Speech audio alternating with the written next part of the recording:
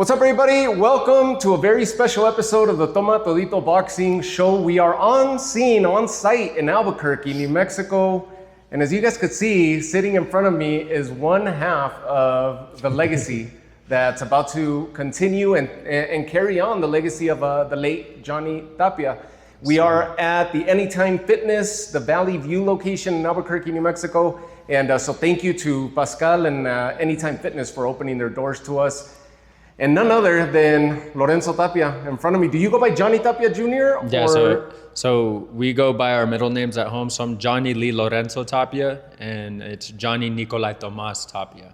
So I go by Lorenzo, and Nico goes by Nico. You're okay if I refer to you as Lorenzo, or you want to go by cool. Johhny Tapia Jr. or Junior? Lorenzo's cool. I want you to clear something up for me because there's three of you. You have an older sibling. Yes. And he boxed? So he was around it for a lot more than like what me and my brother have been, especially with my dad. But my mom and my dad actually adopted him when he was younger. He's actually my cousin, so he's my auntie's on my mom's side son. When he was boxing, did he take the Johhny Tapia Jr. No. name? No? No. What name did he box under? So he's Jonathan Solomon Chavez. Okay. Yeah, so he's Jonathan. So technically he could use the Johnny, but yeah, he's Jonathan. And how was his career? Did you get to follow it? Because obviously you guys are about, if I recall correctly, about 7 years apart? Yeah, we're about 7 years apart. Okay. So I watched a few of his amateur fights. His amateur fights were really good. And then he had a pro fight, and it went good. It went solid, but then we had, the mishap with my dad passing and stuff. So after that, it just kind of went down the drain. Is he still involved in boxing at all? Is he part of the team with you guys? Or? Yeah, of course. Every single time, every fight, every training camp, he's always there. He's always... The thing that I like about... So we call him Solo. The thing I like about him is he sees a lot more than I think anyone else sees. And so I like having him in my corner for sure. Were you guys all active? I know the age gaps are fairly wide, right? Yes. So when you guys were still barely coming into your own, he was already gloves on and probably soaking in a lot of the knowledge from your dad. Most definitely, yeah. He got to get a lot of that info from my dad, so he knows a lot of like my dad's tricks and stuff. But I personally have been kind of off and on with the sport, especially like before my dad and then after my dad, I've been off and on. But we got to see a little bit of Salo. When you, and I want to touch on that since you brought it up, you ended up stepping away. There was a time where you just didn't feel that fire anymore for the sport, right? You just checked out a little bit. From what I know, you were in the National Guard as well? Yes, sir. So your life was going completely professional and maybe law enforcement, military style. What happened? What was the change? As far as like the lifestyle or just my lifestyle, loss? Yeah, because if you were National Guard, I would imagine those are, if you go full National Guard, those are usually 6-year contracts, 4-year contracts, so forth. So, but did you finish? And then you came back to boxing, or did you just... So I wasn't able to finish. I actually, it was 2019, I was involved in a road rage incident where someone shot me. And so with how close the bullet was to my femur and all of that, it kind of prohibited me to do a lot of things, and it took a lot of rehabilitation and then the surgery and stuff. So they ended up just dropping me, but I got honorably discharged. How old were you in 2019 when this incident happened? I was 19. You were 19, so it's fair to say fresh out of high school? About a year and a half out of high school. So you actually did go to the National Guard. You got honorably discharged. You had a 4-year contract, 6-year contract? It was a 6-year contract. 6 year. And I joined when I was 17, just 17, yeah. And then I went to basic training over the summer.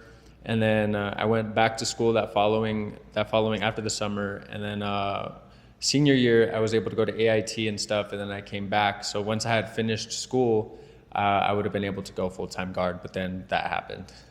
What was calling your name about the National Guard? Was there a specific gig that you wanted to do, a specific job that you wanted to partake in? Honestly, no. I'd always just been fascinated with the armed forces, Army, military, Marines, Air Force, Marines, Navy, all of that. I'd always just been fascinated with it. And it was something that I'd always wanted to do since I was a kid. Like if you tell me you want to go for be involved with drones or satellites or something, or you're going to tell me I just want to be a dentist, I'm going to be like, wait a minute. I'm a completely grunt. Wrong. I'm a grunt. I don't know. I would have went infantry, 11 Bravo, but I also like mechanics. So I really thought about it, and it was a wheeled vehicle mechanic. It was 91 Bravo was my MOS, and I like getting my hands dirty. I like working on vehicles and stuff. So Nice. that was kind of like my thought process on that. Do you still mess around as a side job for hobbies? You still mess around with vehicles? Oh yeah. I'm pretty big in the car scene here. I have a lot of friends in the car scene, and so motorcycles, cars, we're taking apart engines, we're doing a bunch of stuff.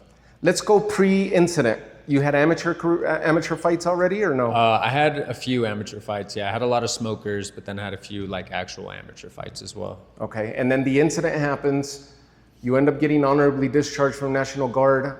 How's the injury? How long did it take you to recover, and is there anything lingering from that? Right after that, I got surgery. I got surgery maybe like a week later. And it took a lot of rehabilitation.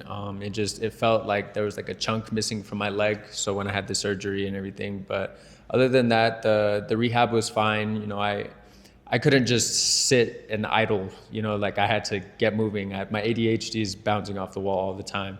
So I couldn't just sit there. So I pushed myself, I worked out, and the more I worked my legs out, the better it got. So it took about a year and a half to finally get back to where I was. And right now, nothing that lingers from that incident? Not I bring it up because there's an old fighter that he was involved in a shooting as well. That was Jose Benavides. Yeah. And David Benavides' brother, right? And so when he fought Crawford, everybody was like, you're too soon to get back in the ring. And you saw his leg gave out. Yeah. Midway through the fight, he was dragging his leg throughout the ring. Oh yeah, no, it's definitely been enough time to strengthen my leg and strengthen those muscles and tendons back in my leg. So I'm definitely at 110% as far as that goes. You get back on your feet, you get back training, and then how many amateur fights have you put together now? What's record like? Since then, it's been 3 fights. 2 of those which are losses, but it's with this sport it's always been off and on, and I think being wise because my dad isn't here, and for the longest time I felt pressured into doing it just because like it was the legacy. It was something that, you know, my dad wanted and my mom kind of wanted as well. So I felt kind of pressured into doing it. But over the years and as I got older, I started falling in love with the sport, like for myself, you know, not just for my dad or for my mom, but for myself. And so it's been off and on, but now I've been consistent for a solid maybe 2.5 years. And no setbacks? No. Mentally, you're fully in. Oh, yeah. Spiritually, emotionally, you're fully invested now. It's completely taken over my mental, emotional, and spiritual. I was gonna notice this, or at least bring it to note. Your body changed completely, both of you guys. Your body's changed completely in the last couple of years, and so from 2019, when I saw pictures of you 2020, you put on size. Oh yeah. I'm sure you hit another growth spurt somewhere in there. Definitely. You're what, 6'1", 6'2" right now? Yeah, 6'1". And you're competing at middleweight, ideally? Yes. How is it for you competing at that weight, making weight, cutting weight? Is it fairly easy, fairly normal? It's pretty easy, honestly. I don't ever have to cut weight. For this fight tomorrow, I had to cut like 5 pounds because they put me lower. And so I'll be fighting at like 147, 148, but I normally walk around 155, 156. So it's not very hard at all. So you're actually going to be putting on muscle to compete at middleweight once you go pro? Yes. Or you want to stay at super welterweight at 154? No, I want to. Honestly, I don't know. It kind of just depends. I know my mom wants me to fight lighter just because everyone is shorter, but I don't know yet. I think we'll have to see once it comes down to it. I had a chance to interview Sebastian Fundora a while back, and he's tall. Oh yeah. He's tall, and that's at 154 pounder, right? One of the champs there. That would be potentially the competition that you're looking at. That's the new clash right now. He's not anywhere near checking out anytime soon. So he's maybe 6'4", 6'5". I'm about 6'1", and I was looking up to him. Have you encountered anybody that height? Not at that weight, not at this weight, no. You're probably the taller one on the other end for most fighters. Oh yeah, and honestly, I like fighting taller fighters a little better. I feel like with shorter fighters, it's just a little harder, even though we do have the reach advantage and we do have the height advantage, but it's a little harder fighting shorter fighters. They're quick. The reason I bring up the diet also is because weight cutting seems to be a big issue for most people. There's very few fighters that will actually control themselves throughout the year. Yeah. They watch what they eat, they're usually in shape, they're usually working out, versus there's some that just, after the fight, they just let everything go. The vices, everything else kicks in, and then come camp time, they start cutting everything down, and then their careers suffer. Oh yeah. How would you gauge yourself in there? Are you pretty disciplined through and through, or do you have those moments where those Cheetos are calling you and the Oreos? And Man, I'm very disciplined. I'm very, very disciplined. I do have my little snacks or whatever, but I'm very disciplined. I basically walk around what I fight at. I mean, I'm in the gym 2-3 times a day, every day, and even when I'm not in camp, I'm still in gym. I gotta keep this figure up. I've always been tall and skinny, and I've hated it. I've always hated it. So I always try to pack on muscle. I always try to just make sure that I look good. The amateur fights that you've had have been at 160 or 154? 150. 150. Yeah, 150. How's your strength? How's your footwork? How's your speed? I feel good. I feel strong. There was a fight I fought in 2021, and man, even back then, like I was able to hit 135, 140. And so just being at that lower weight, like I felt good, but I looked skinny, I looked anorexic, and I felt a little weak. But now that I'm heavier, now that I'm able to hold weight, I feel much stronger. I feel a lot better. Good. Tomorrow's fight is going to be an exhibition for you, because I know you had registered as a pro already, or will it still count? No, amateur? It'll still count, just technically because I haven't been paid as a pro yet to fight. Okay. So technically I can still fight under that like little gray line, but yeah, it'll still be an amateur fight. Good. Talk to me about tomorrow's event. It's an important event for your mother's promotional company, the family's promotional company. It's an important event because there's a lot of youth involved in that, and Yes. you guys are very big in community building and bringing up the next generation. You guys are the next generation and already looking after the little ones. Yes, sir. Talk to me about tomorrow's event. So tomorrow we have 25 bouts, and it's we're a walk-up state too, so we don't know how many people are coming to weigh in that day of either.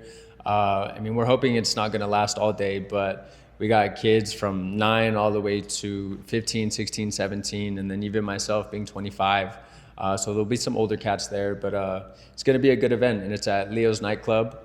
And I don't know, it's going to be good. I think as far as we go, we want to cater to the youth. I think here in Albuquerque and even all of New Mexico, I mean, these kids are killing each other. They're joining gangs, and we want to give them an out. There's a lot of kids nowadays that don't know how to handle that anger, and I think boxing has been that for me, and I know a lot of people as well.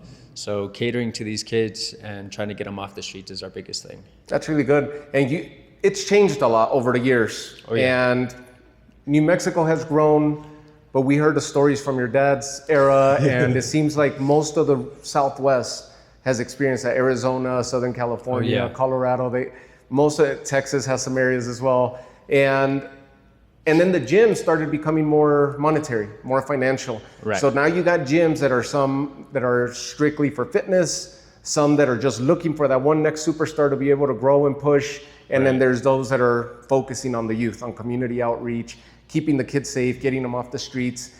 You're mentioning you guys are kind of following in that path, right? Trying to help, trying to be that lending hand. Oh yeah, most definitely. Like obviously, like we have our fighters as well, as far as every other gym does. But we want to start here. I mean, this is where my dad's roots are. This is where our roots are, and we want to try to clean it up here as best as we can. And it sucks seeing how all these kids are nowadays. And I feel like back in the day, it was much worse just because like you didn't have social media, there wasn't all these videos, and so it was a lot easier to get away with things. But now you're seeing it everywhere, and it's sad. It's very, very sad. The social media has also affected another aspect of it, and that's the desire, the work ethic. Because we were just talking about it. I mentioned to you I had a chance to interview Michael Carvajal off the mic. I was mentioning that to you guys, and he's telling me that the kids come in, they leave the gym, they spar, they get punched in the face. They're like, I didn't think it was gonna hurt. They never show up again. Yeah. But they want the glitz, the glamour, the cars, the money, Oh yeah. Where's the mindset at for you guys? Because you guys have grown up completely different, with a completely different foundation, a completely different base. Your mom stayed active running the promotional company and has never stopped. From MMA to bare knuckle to she's always been involved in combat sports. Yeah. So you guys see the game a little bit different than the kids that you guys are helping. Oh yeah, most definitely. How do you guys play that mindset for them? How do you guys give them that stability? I think you just got to show them you care. I feel like a lot of trainers, even gyms out here, they have their select few fighters that they care about the most, and it's just really taking each individual person and showing them that they're a person, showing them what they're capable of and how this can be an out for them. And I think as far as we go, we've been very spoiled. I mean, we have my mom and my dad, and they had a very rough life, so they didn't want us to live that kind of life. So we've been very spoiled. And we just want to show them that there's better things to do in this life other than, gangs or drugs or violence. And I think that's where we cater to most. That's awesome. That's the best approach that you could take. What's the common factor that you're noticing why kids stop showing up? You'll see some familiar faces and then all of a sudden they disappear. Life, I want to say life. I mean, some kids got school, they got things at home that, we don't know what they deal with at home. So I know a lot of our kids, they do stay because it feels like home to them. And I think that's like the biggest thing is going into a gym and not feeling like you're left out or singled out by any single person. It feels like home to them, and they feel like they can come to us and be able to let everything out. And if they need someone to talk to, we can be that out for them. How many of the kids from your gym or from Tapia Promotions are going to be involved in tomorrow's event? I believe we have 10. Okay. I believe we have 10 of our fighters. Plus you guys, or including plus us. Yeah, plus nice. us. That's a good chunk of the community right there. Oh yeah, I believe at one point in time. So now we don't have a gym right now because we're looking for other spaces. But at one point in time, we were training, I think, like 60 to 70 kids a month. Yeah, a month. So it was really, really good. And then we started working with the state and then the Boys and Girls Club just to try to bring these troubled kids in and try to show them an out. All right, let's go back to your career. Tomorrow, you get to shake the cobwebs off. The ring rust, if it's a real thing. Some people say it is, some people say it's not. It is for sure. But you've been waiting to have this pro debut, and this is dating back to April of this year. Yeah. It was supposed to be this big event, and it was supposed to be organized. I forget the name of the company. It never happened. Then a couple months later, you guys were also going to do your pro debut. Mm-hmm. Didn't happen for whatever reason. I think Josh Torres ended up getting injured. Yeah, he got injured. The card fell through. This is 4 months and 3 days. That's how much of a whirlwind you've experienced in the last few months. And you guys got hit from every angle with media. Oh, yeah. The surge, your dad. Tell me about your dad. What does it mean like for you to continue your dad's legacy? And it almost seems like you guys got caught off guard. Just a little bit, yeah. You guys were running your path, trying to go pro, start your careers, carrying on a name and build your path. And then the surge comes in. Right. And you guys got hit from every angle almost unexpectedly. One of the common factors that I noticed in a lot of your interviews were trying to provide an individual aspect of yourself. Right. You're like, yep, you're expecting to see my dad 2.0, but it's not. It's going to be me. Right. Why is that? Why did you approach it that way? What was it just too sudden and you didn't know how to handle it? Or what was it about you that you were like, no, look at me. Stop talking to me about my dad. Because it almost came across that way, but... Well, in a certain aspect, yes. I mean, because of who we are, my dad's always going to be mentioned. And I love my dad and I love talking about my dad. But like how you put it, they want to see a Johhny Tapia 2.0. They want to see Johhny Tapia Sr. in that ring. And I think as far as making ourselves as individuals and making our names for not only ourselves, but it's just, they got to know we're us. We're not our father. We make our mistakes, but we didn't go as far as he did, and we're not quite there yet, So I like to I'm Johhny, I'm Johhny Jr. That's me, and I want to make a name for myself. And yes, my father opened these doors for me, but I want you to know who I am. And I think that's where a lot of people get confused, is because they want to see my dad and they want to know the impact that he had on me and my brother and how he, carved this legacy for us. Do you feel like it's negative pressure or good pressure? Like it's almost like fuel for your career? It's good pressure. It's good pressure. I think for the longest, like after my dad passed, I was so angry with him because he's not here he should be in our corner, you know what I mean? Like he should be out walking us out. He should be training us. But I think it's good pressure because I feel him now more than ever. And I'm a very spiritual person.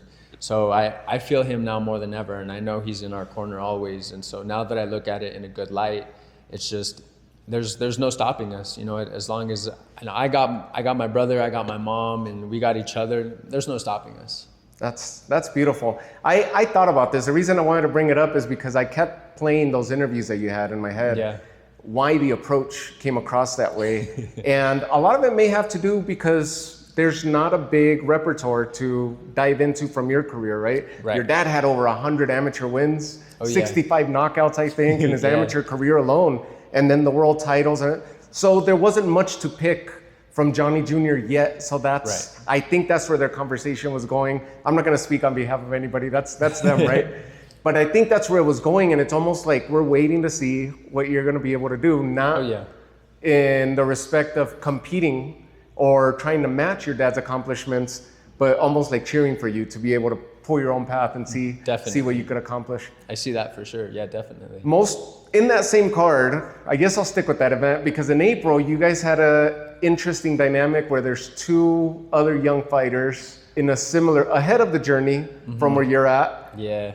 And you know who I'm referring to, but in a similar path and similar footsteps as what you guys are about to be embarking on. Shane Mosley Jr. was going to be part of that card, and then Fernando Vargas Jr. Yeah. And of course, they got big shoes to fill as well. Did they have any conversations with you? Oh yeah, no, they kept about this topic? Yeah, no, they kept it the same way. They said just keep moving forward, and they're going to expect to see your dad in that ring, and you know what, just show them who you are. And I think that's kind of what stuck with me the most, especially because we've met Fernando Vargas before, we've met Shane Mosley Sr. before as well, and getting to meet their kids was a completely different dynamic, because they were they're just like us. They're trying to fill in these shoes, like you said, and trying to start their own legacies. And so they said, you just keep going, keep moving forward, no matter what anyone says, no matter how much they bring up your dad, you're you, so keep moving forward as you. It's basically a false narrative. Kind of, in a way. It's a false narrative to be able to put that much pressure on you guys, because it's never happened. Right. The only one to exceed was Floyd Mayweather Jr. that had a legendary career compared to what his dad was able to do. Oh yeah. And even then, his dad stepped in the ring against Sugar Ray Leonard. Yeah. And everybody else, I mean, Shane Mosley, from where he was at in his career at the stage where his son is at right now, you can't compare it. So everybody's treading their own path, Oh, yeah. Hector Camacho Jr., same thing, and never translated. Right. Once he gets to that, what would be a successful career for you? I think if I could get to a world championship, I feel like I've lost a lot of time, and fighting with myself, fighting with the sport, and I've lost a lot of time. But getting to a world championship, I want to take this as far as I can get. That's for damn sure. You're fully invested. Oh yeah. That's beautiful. And one of the things that you got going for you is the fact that you guys are under your own banner. Oh yeah. Most fighters will not get looked at with less than 50, 60, 70, sometimes even 100 amateur fights. Right. You have a short amateur career, but I've heard you mention in the past that your style is catered more for professional. Yes. Rather than the parameters of amateur boxing. Yes. How is that? Man, since I was a kid, we've had pro trainers. I've sparred pro fighters. I've had nothing but pros around me my whole life. So, just that ring generalship instead of just the pitter patter for amateurs. And obviously there's a lot more that goes into it. But as far as counting and wearing headgear and things like that, I definitely have more of a pro style for sure. I've heard you mention that you're more of a slick fighter. Yes. More footwork, more tactical, more defense. Yes. And definitely. That's where you separate from the style that your late father brought to the table. What have you picked from what your dad did do in the ring? What have you been able to take for your own and be like, all right, I'm going to perfect this? That right hook and the counter punching. He's just, the way he moved and the way he punched was just insane. I'll stand there and bang if I have to, but the slickness, the counter punching, that's what it was for me. You've mentioned one of your inspirations being Pernell Whitaker. Yes, most definitely. Are you molding your career after Pernell Whitaker? No, not necessarily, but not necessarily molding it after his career. I'm just saying style-wise. Oh yeah, most definitely. You pick little things about his footwork, the way he used to pull punches and slip and head and the bob and weave, and he used to frustrate. Are you looking to frustrate your opponents as well? Yeah. He was an awkward fighter. He was tall like me. He was skinny like me, and so I definitely base a lot of my things off of him. But yeah, there's a lot of fighters that I look at, especially Lomachenko. I love the way he moves, and if I can move like that at my height and my weight, I'd be fine. Are you looking to take dance classes? I would, honestly, if I have to. And anything to further my career, anything to better my footwork, my mind, and my body, I'm going to.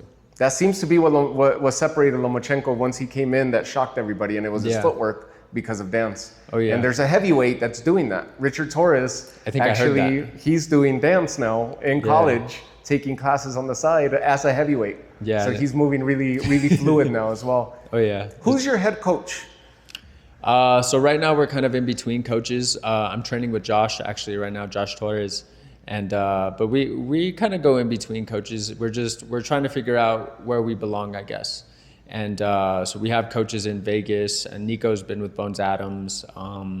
We've had Jesse Reed. You know, there's a bunch of pro coaches that we've had, but it kind of just, I don't know, I guess it kind of just depends. Like I said, we're trying to find out where we belong.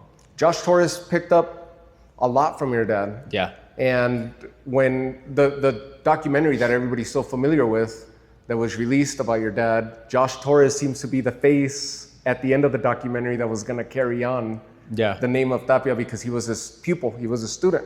And you guys were too young at that time. Right. Do you get a sense of your dad through the style of training that Josh brings to the table? A little bit for sure. I know there's some things that Josh definitely uses from my dad as far as like the footwork goes, but yeah, I definitely get a little bit from Josh. Josh is a pretty good trainer as well. Does he have a future as a trainer? I know I've heard him say that he wants to maybe box a little bit, transition over to bare knuckle. Oh God. And that seems to be an aspiration of his. Yeah. Would you see him? Would you be like, Josh, just coach, you got it in you? Or do you want to see him take up on that, because that's an itch that he's got on his shoulders, you know? If it's something that he wants to do, I'm all for it. I'm all supportive of it, but I just don't want to see him end up like some of these other fighters. Like Cody East was supposed to fight with us as well, and his recent bare knuckle fight, he broke both of his hands. And so there's a lot of damage in bare knuckle that goes to your brain, you know, to your hands and everything. And so I just don't want to see Josh hurt. And I don't think he would get hurt, but it's still just because he's been so close to me. He's been like family to me. So I wouldn't want to see him in that light. You seem a lot more comfortable and you've given a lot of interviews. I saw you in an interview, you got a little emotional. So did the guy that was interviewing you. Yeah. And those are tough topics to talk about, but it almost seems like the more you bring it up and the more you get it off your shoulders, the calmer you are, and the more you got to face it, right? And you seem so comfortable right now sitting here in front of me, like so fluid, that you're just embracing the moment now. Yeah, oh yeah. And I think it took me a long time to learn that. I think I battled with my dad's death so long, and you know, he passed away a day after my birthday. And so my birthdays have always been hard, but instead of fighting it, you know, and instead of dreading it, or, you know, just being so angry at my dad for not being here, I finally just, you know what, like, Dad, like, I love you, and, you know, I wish you could be here, and I know you're not here, but be here in spirit, and be here with us as we do interviews, as we fight, as we train, you know, and move with us and do everything that we need. And so I'm definitely a lot more comfortable, and it's been a lot easier for sure. You're 25 years old? Yes. You're a young father as well? Yes. How is that dynamic? Because here you are battling with some of those inner demons, right? But now you got somebody looking up to you, and this is very similar to the story of your father, right? He had you guys already, and it seemed like, I remember one commentator said that he had all his demons were outside of the ring, and he would utilize that to perform the way he did inside the ring. Right. Freddie Roach once said, if you guys are expecting a clean-cut, nice guy fighter, his career wouldn't have panned out. It's because of what he was dealing with that we saw the magic in the ring. Oh yeah. And so now you got that interesting dynamic, because you got a little one looking at you. Got one child, or? Yeah, just my baby. And now you got somebody looking up to you. How is that in your head? Like, do you make sense of it? Do you battle with it? Honestly, a little bit of both. I've always wanted to be a dad, so getting to be a dad now is amazing. Like, he's a year and a half now. His name is Weston, but I think it's amazing, and I think like going forward, it's taught me a lot, like how to be a man. It's taught me accountability, and it's taught me a lot of things. And I don't know where I would be without him. And I know I'd probably be somewhere stupid, but I know I got to do everything I need to do for him, because I want to give him the life that I had and more, you know. And so I want that for him. You're seeing both sides of the coin now. Yeah. As a father. Oh yeah.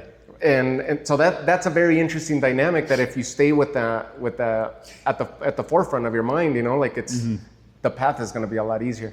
Oh yeah. I'm doing it all for him and my brother and my mom. So it's just, we're a small unit, and so I'm doing it all for them, and I got to be the one to. My brother is good too, but I got to be the one to take the brunt of everything, and I got to just face everything head on. When these questions kept coming at you about your father's legacy, what comes to your mind? What are the images or thoughts that come to your mind when people start asking you about your dad? What's the first thing that comes to your mind when they always talk about how do you feel about continuing your dad's legacy? Or there has to be something like maybe a memory of you and your dad, or maybe a memory, like a flash of his career or one of his fights, or what is it that pops in your head? Because right away to you, it might have been maybe back then, and from this point on, you're probably gonna see this completely different. But earlier this year, when they hit you with that, it was almost like, hold on, and we covered it, right? It was like, now you're kind of seeing it a little bit differently, and you've had 4 months to be able to process all this madness. What goes through your head now that they're gonna continue to bring this up, and as your career goes, the victories come, you start getting close to this world title, God willing, and those questions are gonna continue? I think I'm gonna continue answering it the same way. I think, moving forward, I also want to show my dad that I'm worthy of it as well. I think he's like the main person I want to show that I'm worthy of it too. And I know I've gone through my ups and downs, and these last couple of years have been nothing but downs. And so I feel like I got a lot to prove, not just to myself, to my mom and my brother, but to everyone else in this world as well. And I'm going to. And I think as far as like that goes, is just my dad's whole career, like he didn't have a good life. I mean, he had a hard life, and he made that hard life into something good. And even though he had his demons in and out of the ring, he still made what he made for himself. And that's, I think, what I take from that. And I want to do the same. And I know my demons aren't as bad as his, but, there's still our personal struggles. And so I want to continue to push through those struggles and show, my brother and my mom and my son and, all the people that watch us and all the people that are, while looking out for us. I want to show that I'm capable of it as well. There's an old quote that says something, I'll paraphrase it. It says something like, if you don't make mistakes in life, then you're not living. Right. So everybody has to go through some type of struggle. At some point is how you bounce back, right? That's the old adage. And you're doing it. I can't wait. Well, let's manifest a little destiny so we could close this out on a positive note. Let's manifest your destiny here. 5 years from now, world title at the pit or Vegas, or where would you? I would want to bring it back here, just like my dad did. I'd want to bring it back here because it's not only for him, but it's for Albuquerque. This is where we were born and raised. This is where my dad is buried, and I know my dad would be, watching up from heaven, and I know he'd be proud. And bringing all the fight fans back here, letting them know that we're here, that everything's gonna be okay. Here for sure at the pit. I think you could take a lot of comfort in knowing that your dad basically laid out an encyclopedia for you guys, a blueprint. Oh yeah. Boxistically speaking, and then on the personal side, right? Yes, sir. And many always say it's harder to walk the straight and narrow than to take it easy, than to go the easy route. And your dad laid it all out for you guys. Now it's just for you guys to be able to pick from those chapters and those stories and and apply it to yourself. Yeah, oh yeah. I can't wait. Tell people how they could find you. Tell people how they could follow you. So you can follow me on Instagram at Johhny_JLT. And I mainly use Instagram, but definitely keep an eye out there. We'll post fight videos, we'll post training videos, and definitely updates. As a pro, you're turning pro for sure this year? Yes, for sure. For sure, before calendar year is over, you'll have at least one fight as a pro. Yes, sir. If it doesn't go your way, does that mean you throw the towel in? No, I'm gonna keep going. There's no stopping me now. I mean, like I said, it's been a rough 2 years. It's been a very, very rough 2 years, and I've been to my lowest low that I never thought I'd ever reach. And it clicked one day. It just finally clicked, and I don't know. There's no stopping me. I'm gonna go until the wheels fall off. Game on. Yes, sir. I appreciate it. I appreciate you talking to me. Thank you. It was well worth the drive, 7-hour drive. I get to meet you. And this is just before you start your journey. And the reason that I'm so interested in having this sit down with you is just like we manifested right now. Let's see if it pans out. If it plays out, I'll be there on the side cheering you on. Oh yeah. And then we'll revisit this and see where we're at 3 years from now, 5 years from now. Then we can look back on it and we can see how much has changed for sure. This is documenting basically your story right now. Yes, so I can't wait for you. Have a great event tomorrow. Thank Shake you. those cobwebs off, the ring rust, yes, sir. and do you feel, lastly, we'll close with this, you were going to start you were looking forward to your pro debut in April. Right. Then in June, what version of Johhny Tapia Jr. right now are we going to see once you do turn pro? A better version, or do you feel like you were good enough in April? You're going to see a better version. If I felt like I was good enough, I wasn't there. You're going to see a better version because I'm improving every single day. I mean, I'm like a sponge. Like with the amount of trainers that I have, with the amount of people that, you know, are in my corner or watching me, and I'm a sponge and I soak everything up, and I'm going to be better each and every single day, whether it be in the ring, out of the ring, you know, mentally, physically. I'm going to be better every single day. No time lost. This is time well spent. Yes, sir. Beautiful. Thank you so much for giving me time out of your day. Thank you. You're about to go work out again, right? Yes, sir. I got to run after this. You got to go run after this. Man, I appreciate you so much. Thank you so much. Shout out. You want to close it out with a shout out to your fans, your friends, your son? I want to just thank you. Thank you so much for having me on this podcast, and thank you for being here most of all, and thank you for everyone that is in my corner and, you know, watching me and my brother's legacy continue and start, actually. And I want to give a big shout out to Weston. I love you, my boy, and I'll see you soon. Johhny Jr., everybody. Thank you so much. Thank you.